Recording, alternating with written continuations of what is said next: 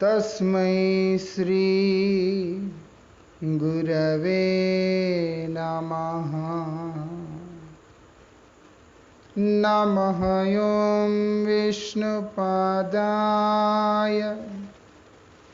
श्रीगौरप्रियमूर्तये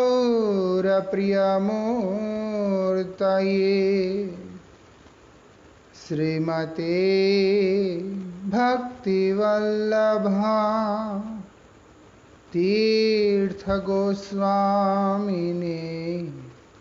नमः। कृपया क्षमताम् अपराधिजनम्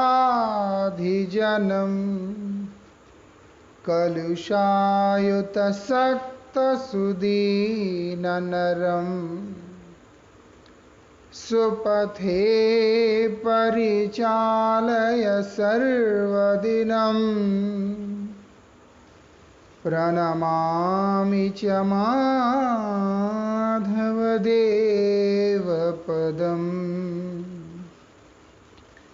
पतितपावन परम करुणामय परमाराध्यतम शिल गुरुदेव नित्य लीला प्रविष्टोम विष्णुपाद परमहंस परिव्राजकाचार्य अष्टोत्तर शतश्री श्रीमद् श्रील भक्ति वल्लभ तीर्थ गोस्वामी महाराज जी के अभय चरण में असंख्य कोटि साष्टांग दंडवत प्रणाम करते हुए उनकी अहेतु की कृपा प्रार्थना करता हूँ। परमाराध्य शिक्षा गुरु नित्य लीला प्रविष्टोम विष्णुपाद श्रील भक्ति विज्ञान भारती गोस्वामी महाराज जी एवं श्रील भक्त निकेतन तोर्याश्रमी गोस्वामी महाराज जी के श्रीपाद पद्म में असंख्य कोटि साष्टांग दंडवत प्रणाम करते हुए उनकी अहेतु की कृपा प्रार्थना करता हूँ।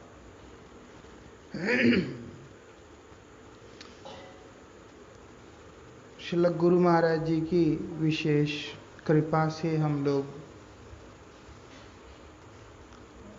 रूप गोस्वामी के दिव्य उपदेश को श्रवण कर रहे हैं। उसमें से रूप गोस्वामी जी महाराज बतलाते हैं कि देखो,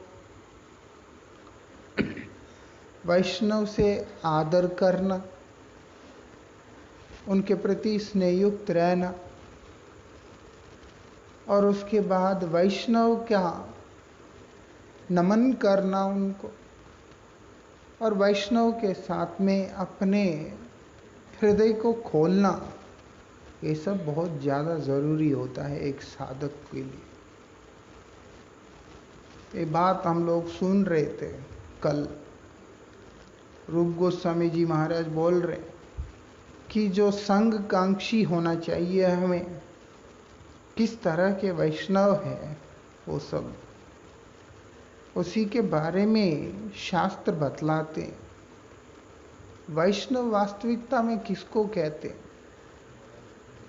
बोलते हैं विष्णु मंत्र की दीक्षा को ग्रहण करके जो भगवान श्रीहरि की सेवा में परायण रहेगा, उसी को वैष्णव कहा गया है और किसी को वैष्णव नहीं। मतलब जो कहता है कि हम भगवान को मानते हैं, वो सारे भक्त नहीं होते, वो सारे वैष्णव नहीं होते। उसके लिए वो भगवान के दिव्य नाम का दीक्षा उसे ग्रहण करना होगा। कहने का अभिप्राय है कि शुद्ध भक्त के पाद पद्म में आश्रय जिसने ग्रहण किया है, भक्त को छोड़कर जो स्वतंत्र भाव से भगवान के पास पहुंचने का कोशिश करता है, वो वैष्णव नहीं हो सकता। वो वैष्णव नहीं हो सकता। वैष्णव कौन है? जो भगवान का नाम भगवान के प्रिय भक्तों के पास आश्रित होकर उसको ग्रहण करता है और भगवत सेवा में परायण होता है, वही वैष्णव है। अन्य किसी को भी वैष्णव का संज्ञा नहीं दिया गया। मतलब विष्णु जनों को छोड़कर जो स्वतंत्र रूप से विष्णु को चाहता है वो वैष्णव नहीं हो सकता। ये विशेषता है। इसीलिए बताया कि पहले तो ये समझना होगा कि वैष्णव कौन है, तब जाकर के मालूम पड़ता है। ये क्यों हमें समझा रहे हैं कि जब समझेंगे तो हम लोग सही तरीका से अपने जीवन को ले जा पाएंगे। कई बार कई लोग होते हैं, सभी तो वैष्णव है, सभी वैष्णव, ये जो दर्शन ये उत्तम दर्शन है। और अधम व्यक्ति उत्तम का अभिनय करे वो ठीक नहीं होता। व्यक्ति को अपने योग्यता के अनुसार ही आचरण करना चाहिए। योग्यता से बाहर जाकर के आचरण करना वो ठीक होता नहीं है ना।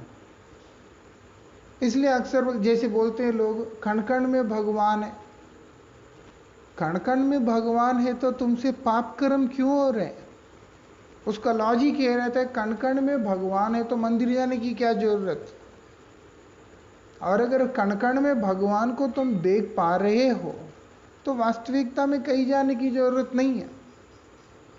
अगर देख पा रहे हो तो, और देख पा रहे हो, तुमसे किसी भी प्रकार का पाप कर्म नहीं हो सकता।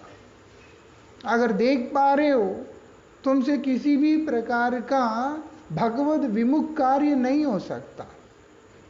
तुमसे भगवत विमुख कार्य हो रहा है, हिंसा हो रहा है, सब कुछ हो रहा है, मतलब है कि कण कण में भगवान है, वो तुम देख ही नहीं पा रहे। स्थिर भी नहीं रह सकता जो व्यक्ति इस चीज को देखता है, लेकिन बातें जरूर बनाता है और ये नहीं समझ पाता कण कण में भगवान अवस्थित अवश्य है, लेकिन कण कण भगवान नहीं है। कण कैसे भगवान? चलो कण में है मान लिया, वो इस चीज को भी नहीं समझ पाता कि कण तो भगवान है ही नहीं। इसलिए भगवान जहां पर साकार रूप धारण करके विद्यमान है, वहां पर जाना, उनके पाद पद्म में नमन करना, ये मेरे मंगल का उपाय है करके वो नहीं समझ पाता। ऐसे ही ये लोग भी होते हैं। इसीलिए कंफ्यूजन ना हो, भ्रम ना हो हमारे अंदर, इसीलिए ये स्पष्ट कर रहे हैं। वैष्णव को समझो, वैष्णव तत्व को समझो, भक्त तत्व को समझो, तब जाकर के तुम भक्त के पाद पद्म में आश्रय ग्रहण कर पाओगे, अन्यथा नहीं। नहीं तो कोई कहीं भी जाके आश्रय ले लेगा या नहीं लेगा। मूर्खों को देख करके ये कंक्लूजन पे आएगा कि ये भक्त हैं। भक्त ऐसे होते हैं। अरे भक्त बना कहाँ? भक्त बनने के लिए पहले तो स्वयं भक्त के आश्रय में जाना पड़ता। ये तो संजात है, संघ के द्वारा प्राप्त होता है। जब व्यक्ति भक्त के संग ही नहीं किया तो उसके अंदर भक्ति कहाँ है? जब भक्ति नहीं है तो वो भक्त कहाँ है? तो इसीलिए अगर एक व्यक्ति को भक्त बनना है तो उसके लिए भक्त संग अत्यंत आवश्यक है। जो भक्त संग नहीं किया, केवल बाहरी वेशभाषा को ले लिया और उसके बाद इस तरह का प्रभाव डालने का कोशिश करता है कि भक्त ऐसे ही होते हैं, तो वो सबके लिए हानिकारक होता है। वेश वैष्णव नहीं होता, समर्पण वैष्णवता होता है, प्रेम वैष्णवता होता है, भक्ति वैष्णवता होता है। ये जिसके अंदर है वो भक्त है, वो वैष्णव है। एक बात, वेश धारण कर लिया, सज के बैठ गया, लेकिन अंदर से पूरा खोखला है, तो फिर वो कहाँ से भक्त बना, वो कहाँ से वैष्णव बना। इसलिए यहाँ पर बताया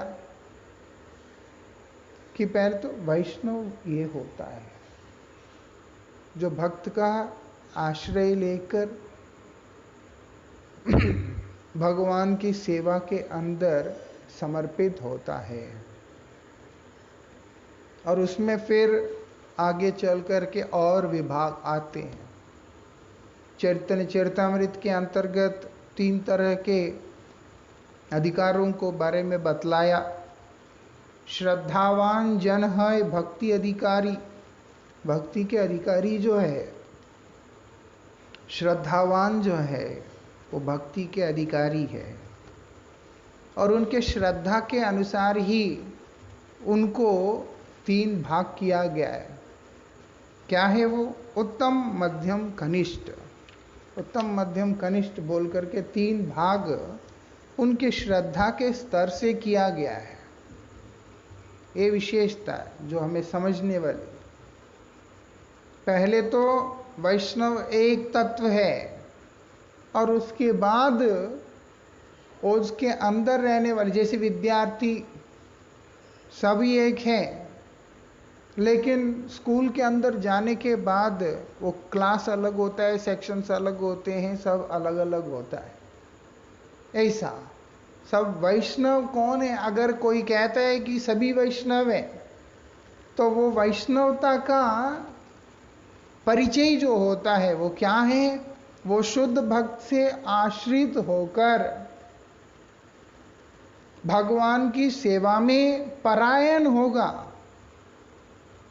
वही वैष्णव है। तो इसीलिए कम से कम वैष्णव कहलाने के लिए ये होना जरूरी है। शुद्ध भक्त से दीक्षा ग्रहण करना। दीक्षा क्या होता है? दिव्य ज्ञान। वो कैसे आता है? शरणागत होने से होता है। शरणागत कैसे होगा आदमी? जब अपने अंदर कुसंस्कार, कुत्सित भावनाएं, द्वेष, घृणा इत्यादि रखेगा, वो सब चीजों को निकाल के जब बाहर फेंकेगा, भक्त के पास आएगा, तब जा करके होगा। अंदर ये सब चीजें रखने से, मलिनताओं को रखकर, तो वो कभी भी भक्त नहीं बन सकता, वैष्णव नहीं बन सकता। हाँ, बनने के मार्ग पे है, इसीलिए उसको हम कनिष्ठ भी नहीं कह सकते। उसको कनिष्ठ भी नहीं कह सकते कि वो कनिष्ठ है। कनिष्ठ भी साधारण व्यक्ति नहीं होता। यहां क्या बोलते हैं? शास्त्र युक्त सुनिपुण दृढ़ श्रद्धाजार उत्तम अधिकारी से ही तराए संसार। संसार का त्राण करने वाला वो उत्तम अधिकारी कौन है? शास्त्र सिद्धांतों में सुनिपुण है, वो निष्णात है। इसका मतलब जरूरी नहीं कि उसको हर श्लोक, हर पुराण, हर शास्त्र का इंफॉर्मेशन याद है। वो उसके अंदर निपुण है। कोई भी वस्तु है, उसका क्या तत्व है, सार क्या है, उस चीज में वो प्रवीण होता है। और उनका जो श्रद्धा है, दृढ़ श्रद्धा है। मतलब ऐसा नहीं है कि वो हिल जाने वाला श्रद्धा है। उनका श्रद्धा हिलता नहीं है। वो उत्तम भागवत है, वो उत्तम श्रेणी का वैष्णव है। शास्त्र युक्ति नहीं जाने दृढ़ श्रद्धावान। ये भी दृढ़ श्रद्धावान है, लेकिन शास्त्र की युक्तियां सभी से परिचित नहीं है पूरी तरह से। वो कौन है? वो मध्यम अधिकारी है, वो परम सौभाग्यशाली है। ये भी वैष्णव है, पहले वाला भी वैष्णव है, क्योंकि दोनों ही भगवत भक्त से, भगवत भक्ति से परायण जो वैष्णव है, उनसे दीक्षा ग्रहण करके भगवान की सेवा में तत्पर रह रहे हैं। भोग वासनाओं के पीछे नहीं है, भगवान के पीछे है। इसीलिए वैष्णव है। लेकिन अंतर कहां से मालूम पड़ रहा है? एक जो है शास्त्र सिद्धांतों के अंदर निष्णात है, कोई भी शास्त्र उसका सार तत्व क्या है उससे वो अच्छी तरह से परिचित है, और तमाम शास्त्रों का जो सार स्वरूप क्या है उससे परिचित है, और साथ ही उनकी जो श्रद्धा है वो भगवान के पाद पद्म में दृढ़ श्रद्धा है। वो किसी भी प्रकार से विचलित नहीं हो सकता, कोई भी उनको हिला नहीं सकता अपनी जगह से। इसलिए जैसे हरिदास ठाकुर उनसे बोल रहे हैं कि तुम नाम करना छोड़ दो, ये तो काजरों का नाम है, इसको क्यों करते हो तुम, ये तो ठीक नहीं है, तुम जो हमारे समाज का इस तरीका से अपमान करना ठीक नहीं है, इस कारण से तुम इसको छोड़ दो। वो बोलते हैं अगर आप मेरे देह को टुकड़े टुकड़े भी कर देंगे तब भी मैं भगवान का नाम नहीं छोड़ सकता, मेरे मुख से भगवान का नाम बाहर जा ही नहीं सकता, क्या करें, वो तो इधर ही रहेगा, मरी तो जाएंगे ज्यादा से ज्यादा, कोई बात नहीं। ऐसी श्रद्धा, दृढ़ श्रद्धा, वो उत्तम अधिकारी होते हैं, ऐसे उनकी कृपा जो है जगत को त्राण करने वाला होता है। परमाराध्य गुरुदेव जैसे हॉस्पिटल में, और गुरुजी बोलते हैं मठ में चलो और कीर्तन करो, मठ में चलो कीर्तन करो, बस ये सारे काम नहीं। गुरुजी ऐसे बोल रहे, वो जो होते हैं नाम प्रभु के ऊपर जिनका विश्वास है, भगवत कृपा पे विश्वास है, और ऐसी विश्वास, दृढ़ विश्वास, श्रद्धा कि भगवत सेवा, भगवत आराधना ही सर्वोपरि है, इससे ऊपर और कुछ है ही नहीं। ऐसे जो व्यक्तित्व होते हैं वो क्या करते हैं, जगत को त्राण करने वाले होते हैं। ऐसे व्यक्तित्व वही उत्तम श्रेणी के वैष्णव होते हैं। और विशेषता क्या है, उनके दर्शन करने पर मुख से स्वाभाविक रूप से कृष्ण नाम आ जाता है। जार दर्शने मुखे आई से कृष्ण नाम, उनके दर्शन करने मात्र से मुख से कृष्ण का नाम निकल के आ जाता है। ऐसा नहीं है, आदमी चाहते हुए ना चाहते हुए का कोई बात ही नहीं है, क्योंकि जो सामने वाला जो व्यक्ति है उसके आत्म जागरण उनके दर्शन से हो जाता है। लेकिन संग ना करने के कारण फिर मायाबद्ध हो जाता है, वो अलग बात। नहीं तो ऐसे महापुरुष होते हैं जिनका दर्शन करने मात्र से ही भगवान का नाम मुख से निकल के अपने आप ही आ जाता है, उनको मालूम नहीं पड़ता हम कैसे कर रहे हैं। वो बोलते हैं वो कौन है, वो ही वैष्णव प्रधान है, वो सुपरलेटिव डिग्री के जो वैष्णव होते हैं वो है सर्वश्रेष्ठ, परम पूजनीय होते हैं, जिनके दर्शन करने मात्र से भगवान का नाम आ रहा है। ऐसा नहीं कि कोई यत्न करना पड़ता है, ये विशेषता है। दूसरा, मध्यम श्रेणी का वैष्णव, ये भी परम भाग्यवान है, परम सौभाग्यशाली है। इनकी क्या विशेषता है, यद्यपि शास्त्र के तमाम युक्तियों के साथ में परिचित नहीं है, निपुण नहीं है, फिर भी भगवान के चरणों में इनकी जो श्रद्धा है वो बहुत ही दृढ़ है, सुदृढ़ है। बोलते इसीलिए कि जिनके इनके मुखारविंद से कभी भी भगवान का नाम विलुप्त नहीं होता, जाता नहीं है, वो सब समय उनके जीवा के ऊपर भगवान का नाम उनका विद्यमान रहता है। जो मध्यम श्रेणी का वैष्णव है वो भगवान का नाम छोड़ नहीं सकता, वो सब समय भगवान का नाम उनके जीवा पे रहता है। ये वैशिष्ट है, इसीलिए बोल रहे हैं कि वो वैष्णव श्रेष्ठ मानो उनको, जिनके मुख के ऊपर गोविंद का नाम हमेशा वर्तमान है और वो परम सौभाग्यशाली है। इसीलिए बोलते हैं उनके चरणों का वंदना करो, सेवा करो। उनके चरणों का सेवा करना चाहिए।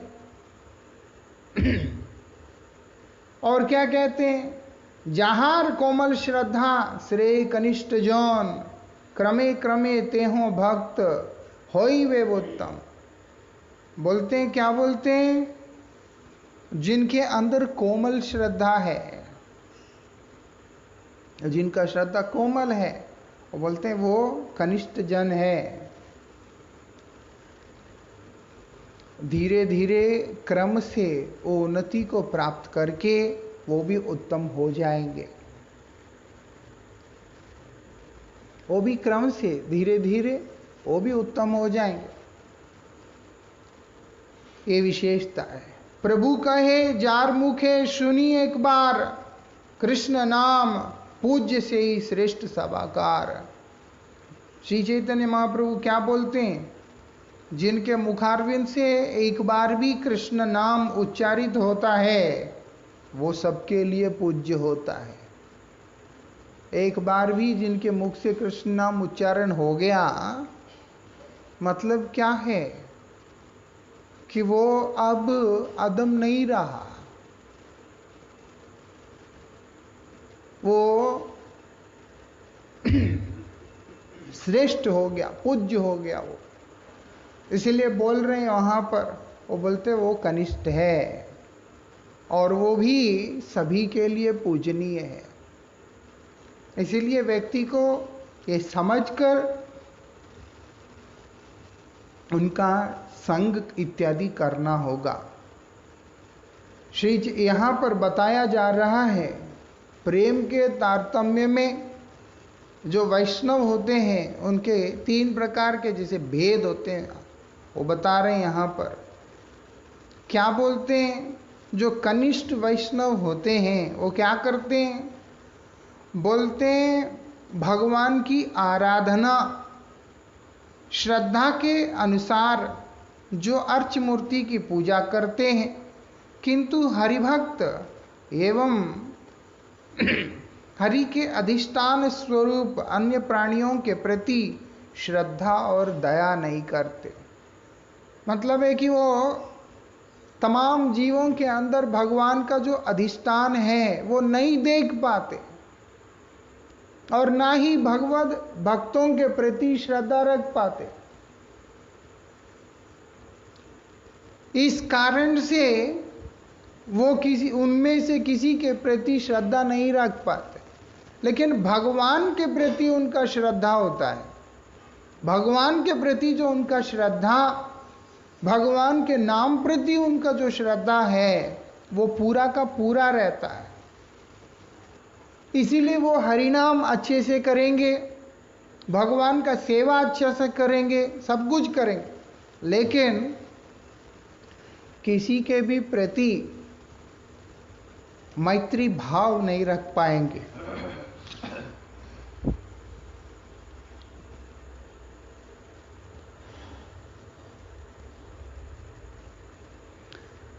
और दूसरा, सभी जीव के प्रति दया का भाव भी नहीं रख पाएंगे। जीवे दया उनके अंदर नहीं हो पाता है। ये नहीं है कि वो नहीं करना चाहते, लेकिन जो दया करने का जो गुण होता है वो वास्तविकता में उनके अंदर आ नहीं पाता ऐसा। और सभी का सम्मान भी नहीं कर पाते। सबका सम्मान कौन करता है, जो ये देखता है कि कृष्ण सभी के हृदय के अंदर अवस्थान है। इसीलिए कर भी सम्मान सवे, वो सबका सम्मान और आदर करेंगे। जिसने जान लिया नहीं है तो नहीं। ये इसीलिए हमें समझना होता है कि भक्तों के बीच में रहते हुए, भक्त वेश में रहते हुए, भक्त का आचरण करते हुए भी अगर ये चीजें नहीं समझ पाते हमें ये नहीं पता चलेगा कि हमारे में कमी कहाँ पे है, और हमें ये भी नहीं पता चलेगा कि हम किस स्थान पे खड़े हैं। इससे मालूम पड़ता है कि हम उत्तम में हैं, मध्यम है कि कनिष्ठ है, हमारी आज की कौन सी स्थिति है। ये बात जब आदमी को अपना जमीन पता चलता है, अपना स्तर पता चलता है, तो फिर जब उसको संघ का भी महत्व पता चलता है, वो अपने स्तर को ऊपर उठाने के लिए प्रयास करता है। ये इसलिए नहीं है कि ये तारतम्यों को माध्यम से हम दूसरे को देख करके विवेचन करने का कोशिश करें कि कौन किस स्तर में है। अक्सर लोग क्या करते हैं, इन चीज़ों को लेकर दूसरों में देखने का कोशिश करते हैं और बोलते हैं ये उत्तम होगा, ना ये कनिष्ठ होगा, ये होगा, ये वो होगा करके बोलते हैं ना। ये किस लिए बता रहे हैं? ये एक साधक को देखने के लिए कि मेरे में नाम निष्ठा है कि नहीं, मेरे में भगवान के प्रति निष्ठा है कि नहीं, मेरे जीवों के प्रति दया का भाव है कि नहीं। ये सारी चीजें स्वयं अपने अंदर डालकर देखने के लिए, और जो नहीं है उसमें से अपने आप को उत्थान करने के लिए क्या करना होगा, उस दिशा में प्रेरित होने के लिए ये सारी शिक्षा यहाँ पर दिया जा रहा है। और ये भी बताया जा रहा है कि जिस श्रेणी का व्यक्ति का संग तुम करोगे, उसी के अनुरूप तुम्हारा जीवन भी बनेगा।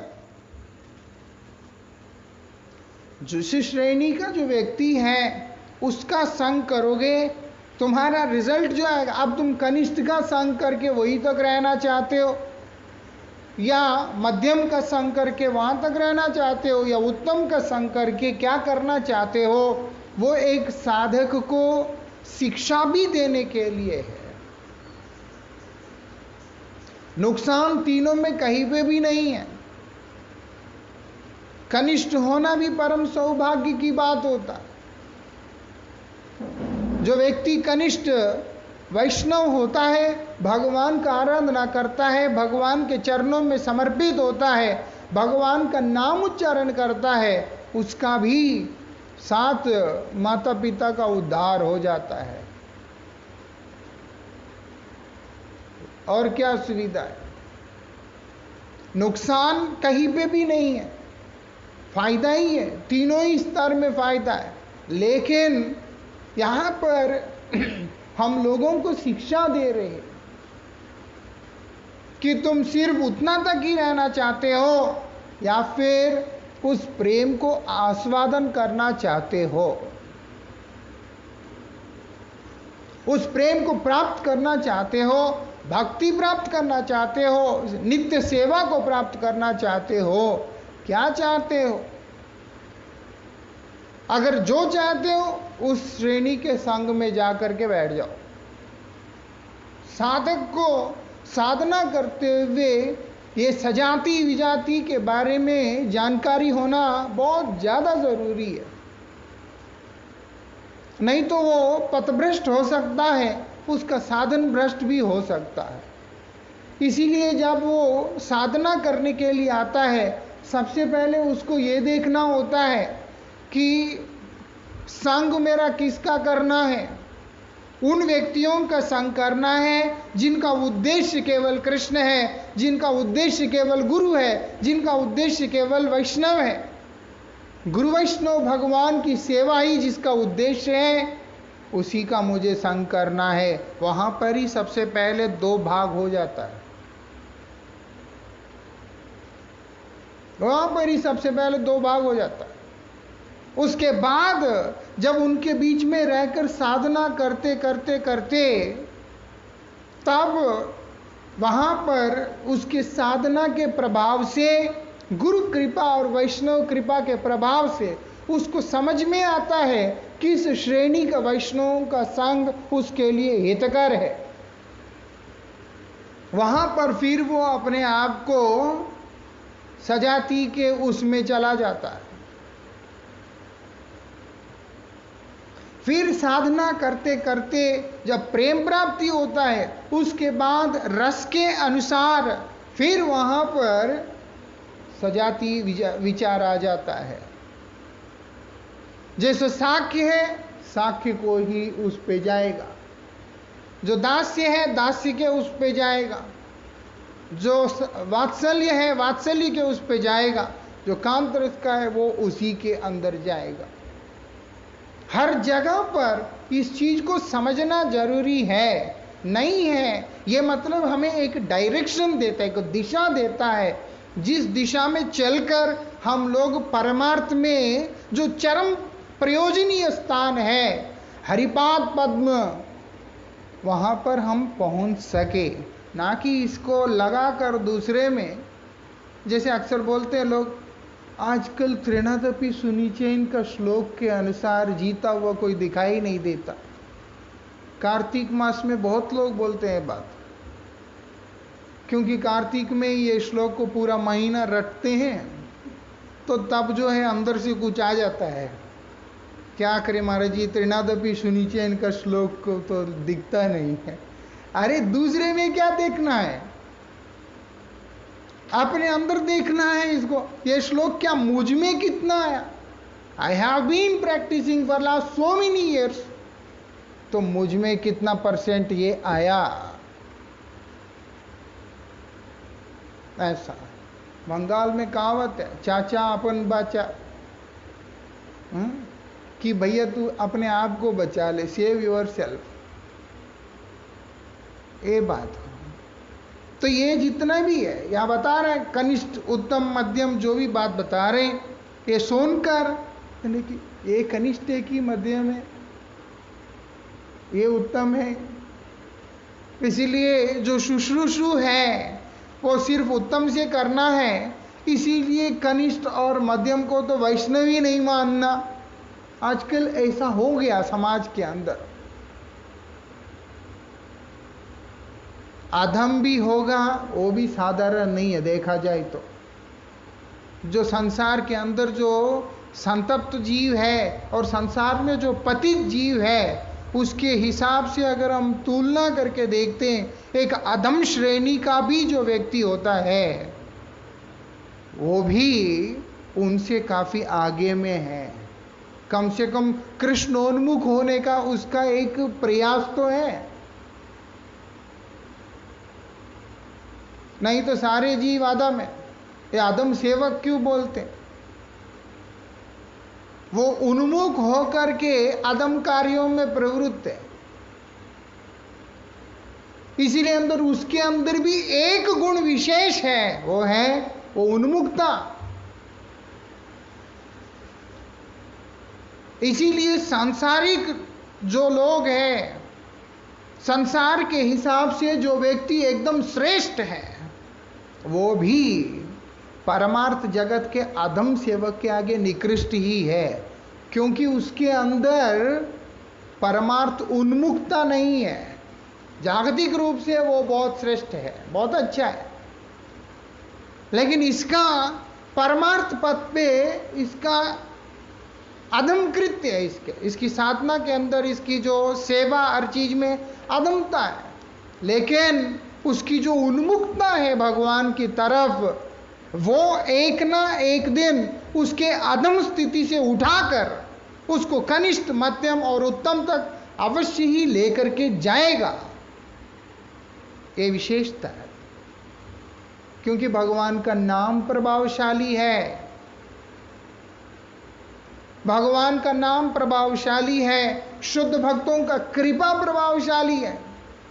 इसीलिए बोलते हैं कि हर अवस्था में भक्तों के बीच में रहो। मालूम नहीं पड़ता, हो सकता है थोड़े बहुत नोक झोंक वगैरह सब चलते रहते हैं, लेकिन रहते रहते रहते रहते एक प्रेम भी बन जाता है आपस में। वो ही उस व्यक्ति का मंगलकांक्षी हो जाता है। और जब एक भक्त भगवान के पाद पद्म में विनीत निवेदन करता है किसी जीव के लिए, तो भगवान उसके ऊपर दयावान होना ही पड़ता है। इसीलिए कैसे भी रहो, भक्तों के पास में रहो। ये बात शास्त्र हम लोगों को शिक्षा दे रहे हैं। लेकिन कोशिश करना कि हिंसा ना करो, कोशिश करना कि उनका सेवा करो, कोशिश करना कि शांति से रहो बस, लेकिन उनके चरणों में पड़े रहो बस। आज मेरा स्थिति खराब है और मैं अनादिकाल से बद्ध होने के कारण अपने आप को सुधार नहीं पा, लेकिन मेरे अंदर सुधरने की चाहत है। इसी कारण से मैं गुरु वैष्णव के पाद पद्म में पड़ा हुआ हूं। उनकी ही कृपा से सुनिश्चित रूप से सुधर कर अपने आत्म कल्याण को मैं स्थिर कर पाऊंगा। उस सुधरने के लिए किन का संग करने से व्यक्ति सुधरेगा, वो सब चीजें हमें हमारे आचार्यगण बतला रहे हैं। ठीक है, तुम्हारी स्थिति खराब है, हम जानते हैं, कोई बात नहीं। यहां पे जाओगे, यहां पर तुम्हें इस श्रेणी का व्यक्ति मिल रहा है, उसका संग भी तुम्हारे लिए हानिकारक नहीं है। तुम पहले तो वैष्णव संग करो। जो व्यक्ति शुद्ध भक्तों के चरणों में आश्रित होकर भगवत सेवा में परायण व्यक्ति है, उनका सेवा तुम जरूर करो। और उसके बाद सेवा करते करते जब तुम एक प्लेटफॉर्म पे आओगे, तब एक स्तर पे आओगे, तब तुम्हें मालूम पड़ेगा इनका सेवा करने पर मैं यहां तक पहुंच पाऊंगा, उनका सेवा करने पर यहां तक पहुंच पाऊंगा। अगर मैं परमार्थ में अपनी उन्नति को चाहता हूं, भगवत भक्ति को, भगवत प्रेम को, कृष्णाकृषक गुण को चाहता हूं, तो मुझे उत्तम श्रेणी के वैष्णव का संग करना होगा, उनके पास जाना होगा, उनका सेवा करना होगा। बोल करके तब समझ में आता है, जो उत्तम संग कांक्षी है वो कनिष्ठ मध्यम का अनादर कभी कर ही नहीं सकता। ये बात परम पूज्यपाद श्रील भक्ति विज्ञान भारती गोस्वामी महाराज जी के पास एक भक्त आके प्रश्न करते हैं कि महाराज जी, सब जगह बोलते हैं उत्तम वैष्णव का संग करना चाहिए, अब उत्तम वैष्णव ना मिलने पे क्या करें? तब महाराज जी ने उनको बताया कि देखो, तुम जो है वैष्णव मात्र का ही संग और सेवा करते रहो।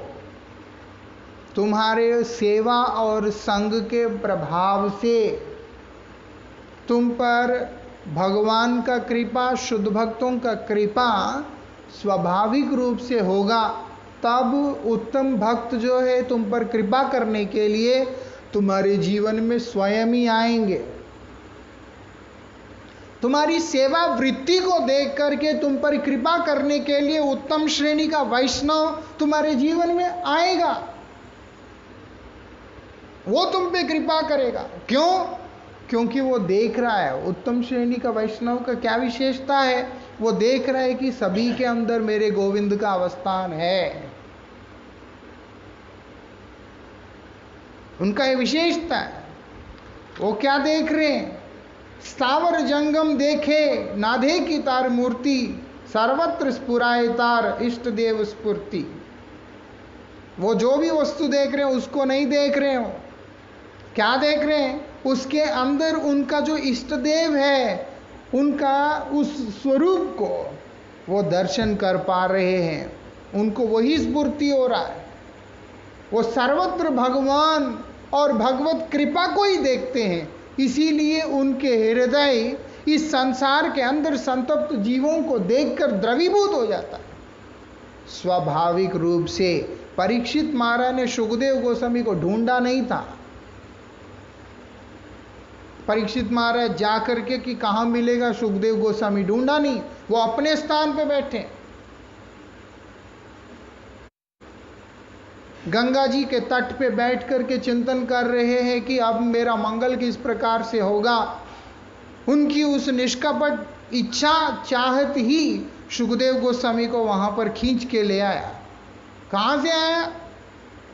कि भगवान ने कृपा करके भेजा वहां पे। भक्त का भी हृदय द्रवीभूत हो गया और वो बोल रहे कुछ करने की जरूरत नहीं है। क्या करना है? बोलते हैं भगवत कथा को श्रवण करो, बस इसी से हो जाएगा। जिस प्रकार से घास के ऊपर पड़ा हुआ जो ओस है सूर्य उदय होने के साथ में ही गायब हो जाता है, ठीक उसी प्रकार से सब कुछ समाप्त हो जाएगा।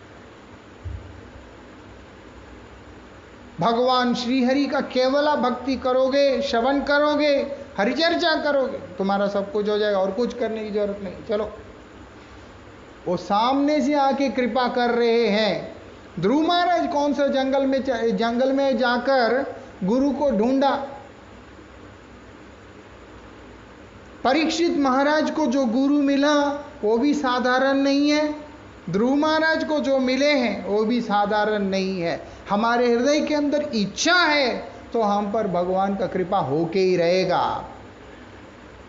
हमें अपनी इच्छा को प्रबल करनी है तो भगवान का कृपामयी स्वरूप शुद्ध भक्त हमारे जीवन के अंदर स्वयं चल करके आते हैं। इसीलिए हर व्यक्ति को अपने जीवन के अंदर वैष्णव सेवा में तत्पर रहने के लिए बतलाया जा रहा है। उसी प्रकार से गुरुगृह में रहने वाला व्यक्ति को भी अपने से श्रेष्ठ जितने भी वैष्णव होते हैं उन सबका सेवा, यथोचित सेवा करते रहना चाहिए। परिणाम स्वरूप में क्या होगा? जब सबका सेवा करते हुए चलेगा, परिणाम स्वरूप में क्या होगा कि उसके जीवन में जो श्रेष्ठ वैष्णव हैं, शुद्ध भक्त जो है, उनका आगमन होता है। तब जाकर वो उनके संग से उत्तम अवस्था को प्राप्त करते हैं। अधमों का संग करने वाला अधम ही रहेगा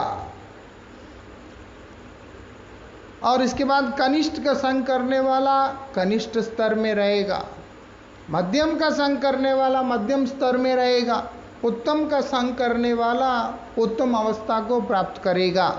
लेकिन उत्तम संग करने की इच्छा से कनिष्ठ, मध्यम और अधम आदि जो सेवक और भक्तगण हैं उनको विरोध करने वाला व्यक्ति, उनको नकार के चलने वाला व्यक्ति कभी भी किसी भी अवस्था में नहीं पहुंच सकता है। ये बहुत ज्यादा जरूरी है। वो नहीं ऊपर उठ सकता। वो मैं श्रेष्ठ संग करना चाहता हूं इसीलिए बाकी सबको हे दृष्टि से देखूंगा, वो मुझे कभी भी उन्नति की ओर लेके नहीं जा सकता। यथोचित सम्मान हर व्यक्ति को देना होता है, तभी भगवान प्रसन्न होते हैं, तभी हमारे हृदय कोमल होता है, शरणागत होने के लिए उपयुक्त होता है। वही हमारा हृदय भक्त कृपा से भगवान आके विराजमान हो, उसके लिए वो उपयुक्त होता है। इसीलिए बोला वैष्णवों का सेवा हमेशा के लिए करते रहा करो, वैष्णवों का संग करते रहा करो, जितना भी करनी है। जैसे कनिष्ठ को आदर करना है तो निष्कपटता से करना है, एहसान करते हुए नहीं। अभी तो कनिष्ठ है, ठीक है, कोई बात नहीं। ये दर्शन के साथ मैं तो कनिष्ठ भी नहीं बन पाया, मैं कहां से कनिष्ठ बन पाया। कनिष्ठ के अंदर तो नाम निष्ठा होता है, कनिष्ठ के अंदर तो भगवान में निष्ठा होता है, उनका सेवा में निष्ठा होता है। उस तरीका से संग करना चाहिए कि मैं तो कनिष्ठ भी नहीं बन पाया, मुझको तो कनिष्ठ का भी आशीर्वाद लेना चाहिए। इसीलिए उनका आदर, उनका सम्मान, उनको हृदय से उनको प्रीति करना। और अगर उनके पास जाके पूछना कि भगवान में आपका निष्ठा कैसे दृढ़ हुआ, भगवान का नाम में रुचि कैसे हुआ, कृपा करके आप मुझे मार्गदर्शन करें। और उससे ऊपर जिसको भक्त में भी निष्ठा है और भगवान में भी निष्ठा है, उनके पास जाकर के उनका शरणागत होना है। और उसके बाद उससे ऊपर जो सब जगह भगवान का श्रीमूर्ति को दर्शन कर रहे हैं, सर्वत्र गोविंद का ही अधिष्ठान देख रहे हैं, उनके पास जाकर के शरणागत होकर के क्रंदन करते हुए व्याकुल होकर कि आप कृपा करके मुझे कृपा की भिक्षा प्रदान करें, ऐसे प्रार्थना करना चाहिए। तब जाकर के मंगल होता है, तब जाकर के हमारा अंतःकरण शुद्ध होता है, तब जाकर के हमारा जीवन मंगल की तरफ जाता है।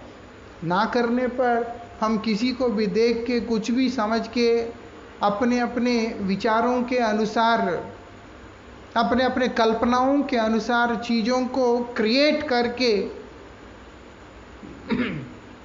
आगे बढ़ने का कोशिश करते हैं तो उसका दुष्परिणाम ही निकलता है, उसका सुपरिणाम कभी भी नहीं निकलता। क्योंकि भक्ति का मार्ग ऐसा है, भक्ति का मार्ग ऐसा है कि आने वाला हर व्यक्ति भवरोग के द्वारा ग्रस्त ही होते हैं। अधिकांश ये संसार का जो रोग है भवरोग, उसके द्वारा ग्रस्त व्यक्ति होते हैं। तो इसीलिए एक मरीज को देखकर, मरीज के अंदर कई सारी चीज़ें विकार होते हैं, मरीज के अंदर कई सारी अवस्थाएं होते हैं। कोई बीमार अवस्था में है, कोई बीमारी से मुक्त अवस्था में है लेकिन स्वस्थ नहीं है, कोई पूर्णतः स्वस्थ अवस्था में है, जैसे कि डॉक्टर, वो स्वस्थ है। इसलिए बोलते जो बीमार आदमी है वो आदम की तरह है, और बीमारी से जो मुक्त आदमी वो कनिष्ठ की तरह है, और जो स्वस्थ है वो डॉक्टर की तरह है। जरूरी नहीं है कि डॉक्टर बीमार नहीं होता, वो भी होता है, हो सकता है, लेकिन इन सबसे वो ऊपर रहता है, उत्तम श्रेणी का। वो कभी भी बीमार नहीं होता, वो कभी पतित नहीं होता। उनका संग में अपने आप को रखने का प्रयास करना चाहिए। बाकी सबका आदर करते हुए, सम्मान करते हुए, धन्यवाद देते हुए हम लोगों को साधन करते रहना चाहिए। वैष्णव के संबंध में कल भी हम लोग थोड़ा सा चर्चा करेंगे। यही उपदेश रूप गोस्वामी इस श्लोक के माध्यम से हम लोगों को बतला रहे हैं। जो संग लाभ की आशा जो तुम्हारे अंदर है, किसका है? वो बोलते हैं कि उस उत्तम श्रेणी के वैष्णव का। वांछा कल्पतरुभ्यश्च।